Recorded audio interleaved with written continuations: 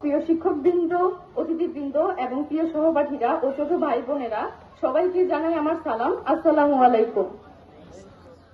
আজকে এই দিনটি আমাদের জীবনের একটি বিশেষ মুহূর্ত। Roll number 1, yes sir. Roll number 100, yes sir. অতঃপর শেষবারের মতো বন্ধ হলো হাজিরা খাতা। হাজিরা খাতাটা পড়ে থাকবে হয়তো স্কুলের কোনো এক কোণে, কিন্তু ধুলো জমা এই পাতাগুলোর ভিতরে জমে থাকবে আমাদের 10 বছরের স্মৃতিগুলো। আমরা সবাই আজ একত্রিত হয়েছি পিছনে ফেলে আসা 12টি বছরের হাসি কান্নায় ঘেরা সেই দিনগুলিকে বিদায় জানাতে। এই স্কুল শুধু একটি শিক্ষা প্রতিষ্ঠান নয়, কেবল এটি আমাদের দ্বিতীয় একটি পরিবার। প্রথমেই আমি কৃতজ্ঞতা জানাচ্ছি আমাদের সম্মানিত শিক্ষক শিক্ষিকাদের প্রতি। আপনারা শুধু আমাদের বইয়েরই জ্ঞান দেননি, বরং আমাদের মানুষ হতে শিখিয়েছেন, সঠিক পথ দেখিয়েছেন, ভুল করলে ধরিয়ে দিয়েছেন। সবচেয়ে বড় কথা, আপনারা আমাদের সাথে এমন বন্ধুত্বপূর্ণ সম্পর্ক গড়ে তুলেছেন যাতে আমরা ভয় নয় ভালোবাসার সঙ্গে শিখেছি। আপনারা আমাদের শুধু শিক্ষকই নন, আপনারা আমাদের বন্ধু। আমাদের কথা আপনারা সব সময় শুনেছেন, আমাদেরকে বুঝেছেন, আমাদের সাথে থেকেছেন, সবসময় আমাদেরকে সাপোর্ট করেছেন।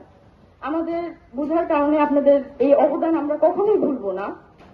বন্ধুদের কথা বলতে গেলে মনে পড়ে যায় কত হাসি, কত আনন্দ, কত দুষ্টামি, কত কান্না।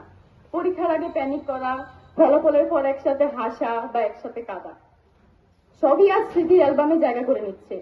আর কিছু মজার কথা না বললেই না, যেটা হচ্ছে স্যারের আজকে ক্লাসে হোমওয়ার্ক আনতে ভুলে গেছি, স্যার আজকে খাতা আনে নাই, এটা ছিল আমাদের প্রধান ডায়লগ।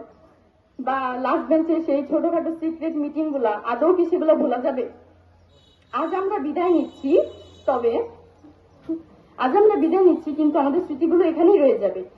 এই বেঞ্চ, এই মাঠ, এই ক্লাসরুম, একই সাথে সবাই আর বসা হবে না, একই সাথে আর হাসা হবে না, কিন্তু সব স্মৃতি রয়ে যাবে আমাদের মনে। আজ জীবনের এমন পর্যায়ে দাঁড়িয়ে রবীন্দ্রনাথ ঠাকুরের কবিতার সেই দুটি লাইন মনে পড়ে গেল, যেতে নাহি দিব হায় তবু যেতে দিতে হয়, তবু চলে যায়।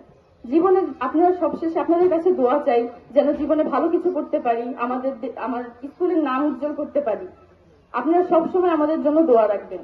আমি আমার এই বক্তব্য শেষ করছি। ধন্যবাদ সবাইকে। আসসালামু আলাইকুম।